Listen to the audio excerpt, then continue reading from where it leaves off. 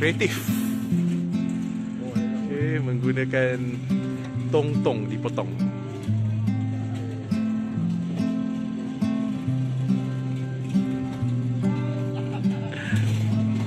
Suka tengok benda-benda kreatif.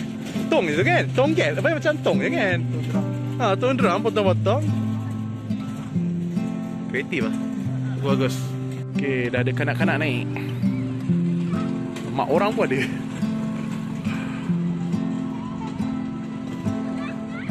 Right, dekat Tanjung Dawai. So, Tanjung Dawai ni famous untuk ikan bilis dia. Okay? So, ada bot-bot nelayan tu dia balik kat stang ni. Okay, dia bawa dari dia dapat hasil laut tu 30 km dia orang travel jauh. Okay? Menurut kawan saya. So, sana tu Pantai Merdeka. And tempat ni memang hot lah, hot place lah. Kira ada makanan laut, makanan laut